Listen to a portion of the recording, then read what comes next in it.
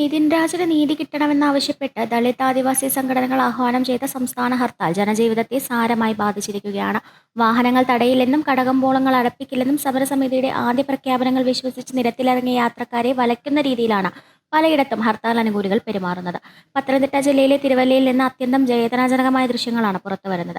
ചികിത്സയ്ക്കായി ആശുപത്രിയിലേക്ക് പോവുകയായിരുന്ന ഒരു ക്യാൻസർ രോഗിയോടും കുടുംബത്തോടും സമരക്കാർ ക്രൂരവും മോശവുമായ രീതിയിലാണ് പെരുമാറുന്നത്. രോഗവിവരങ്ങൾ വ്യക്തമാക്കുന്ന രേഖകൾ കാണിക്കണമെന്ന് ആവശ്യപ്പെടുകയും രോഗം വരുന്നത് നോട്ടീസ് അടിച്ചിട്ടാണോ എന്ന രോഗിയുടെ ചോദ്യത്തിന് നാളെ പോയാൽ മതി, അവിടെ നോക്കാൻ ഡോക്ടർ കാണുമെന്ന മട്ടിൽ പരിഹസിക്കുകയുമായിരുന്നു സമരക്കാർ.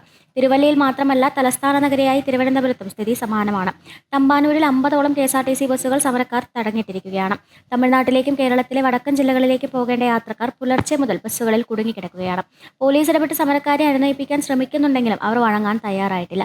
അടൂരിലും രാവിലെ വാഹനങ്ങൾ തടയുന്ന സാഹചര്യം ഉണ്ടായെങ്കിലും പോലീസ് ബലം പ്രയോഗിച്ച് സമരക്കാരെ നീക്കം ചെയ്യുകയായിരുന്നു. എന്നാൽ ഇപ്പോൾ വീണ്ടും സമരക്കാർ രംഗത്തിറങ്ങി സ്വകാര്യ ബസ്സുകൾ തടയുകയും ഒരു സ്വകാര്യ ധനകാര്യ സ്ഥാപനം ഷട്ടറടിച്ച് ഭീഷണിപ്പെടുത്തി അടപ്പിക്കാൻ ശ്രമിക്കുകയും ചെയ്തു. പോലീസ് ഇടപെട്ട് സമരക്കാരെ അവിടെ നിന്ന് മാറ്റിയെങ്കിലും സംഘർഷാവസ്ഥ തുടരുകയാണ്. കണ്ണൂർ, പഴയങ്ങാടി, തൊടുപുഴ, നെടുമങ്ങാട്, വടക്കൻ പറവൂർ എന്നിവിടങ്ങളിലും KSRTC ബസ്സുകൾ തടയുന്ന സാഹചര്യമുണ്ട്. തങ്ങൾ പോലീസ് കാവലിൽ സർവീസ് നടത്തുമെന്നും ഹർത്താൽ ശക്തമാകില്ലെന്നും KSRTC ഡിപ്പോകളിൽ നിന്ന് അറിയിച്ചതുകൊണ്ടാണ് ടിക്കറ്റ് ബുക്ക് ചെയ്ത് യാത്രക്കിറങ്ങിയതെന്നാണ് യാത്രക്കാർ രോഷത്തോടെ പറയുന്നത്.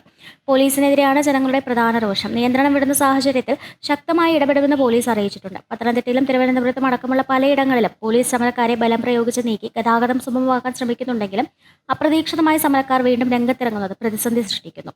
നിതിൻ രാജിന് നീതി തേടിയുള്ള ഈ പ്രതിഷേധം ദളിത് ആദിവാസി സംഘടനകളുടെ നേതൃത്വത്തിൽ സംസ്ഥാനത്തിന്റെ വിവിധ ഭാഗങ്ങളിൽ ഇത്തരത്തിൽ സംഘർഷഭരിതമായി തുടരുകയാണ്.